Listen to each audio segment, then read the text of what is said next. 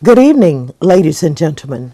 Thank you for inviting me to speak at the Empowering and Strengthening Ohio's People Annual Gala. I apologize for not joining you in person today, but I must be present for votes here in Congress. Before I begin my remarks, I would like to acknowledge the founder and president of ESOP, Ms. Inez Killingsworth.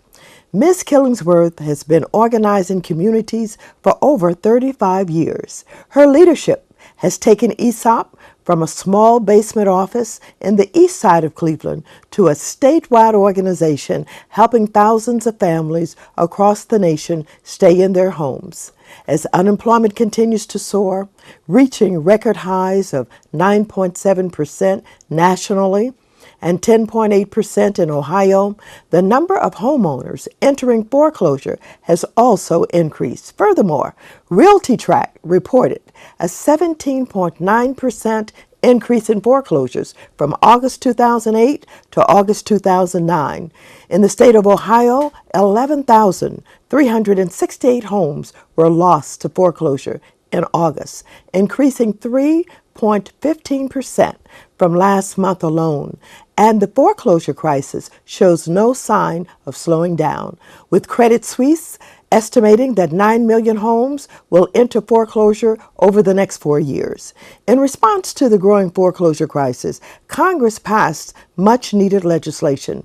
Beginning in December 2007, Congress established the National Foreclosure Mitigation Counseling Program, which provides funding to HUD-approved housing counseling intermediaries, such as ESOP, for foreclosure prevention counseling to struggling homeowners.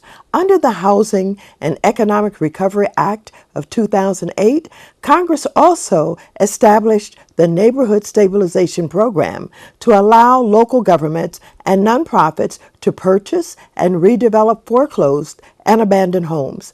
Congress has also taken action to protect renters. The Helping Families Save Their Homes Act of 2009 included a provision to protect tenants living in foreclosed properties from being evicted before the end of their lease. Most recently, the Obama administration created the Making Homes Affordable program to help between 7 and 9 million homeowners stay in their homes. However, to date, only 15% of the 2.7 million homeowners who are eligible for the program have received assistance. And while 48 servicers are participating, the largest services have some of the lowest performance rates. For example, Bank of America, which services approximately 13 million loans, reports that only 7% of its eligible borrowers were admitted into the program. It's clear that more needs to be done to keep families in their homes. Services clearly need to do more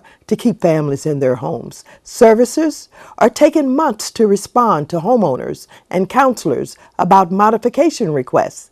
They're even continuing to initiate foreclosure proceedings while a modification application is still pending.